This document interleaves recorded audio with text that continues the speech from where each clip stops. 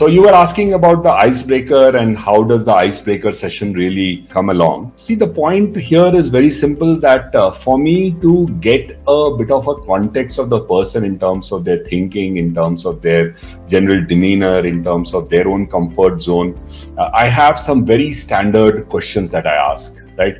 For instance, if I'm in an institute and I have the candidate coming in here for the interview, I would say, so how did you like this particular institute? Do you think you will enjoy being here?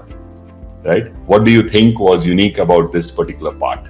Right? Mm-hmm. Or there is something which is happening in the current scenario. For instance, usually there is an IPL match which happens around the time when the interviews are being scheduled. Right? So we'll talk about if cricket is something of interest to you in that sort of a manner, right? Or some very general kind of a thing. So which part of the country do you belong to? But each of them, again, is a treasure chest in terms of setting the context and getting the interviewer to be on your side. Like I said, that you have to basically look at this opportunity. जो हमारे इसमें जब कोई भी game शुरू करते थे तो याद है वो एक हम दो कैप्टन बना देते थे and they would have a toss and they will start calling the person into their team alternately, right? Right. Yeah.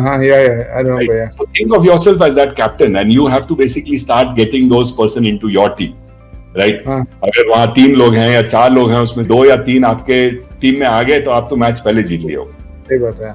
Right? And how do you do that? You don't get into any buttering, chaploosi or acting any on the part in there, but kind of understanding their body language, understanding who is more warm to you, understanding who is looking at you with a bit of a suspect. So you need to understand the body language of the people as well. And every time you feel that anybody is getting agitated, anybody is getting unhappy, you have a very clear choice as to whether you want to basically address that particular situation then, or you move to the next person who is a bit more warm to you and start befriending them or start kind of interacting with them.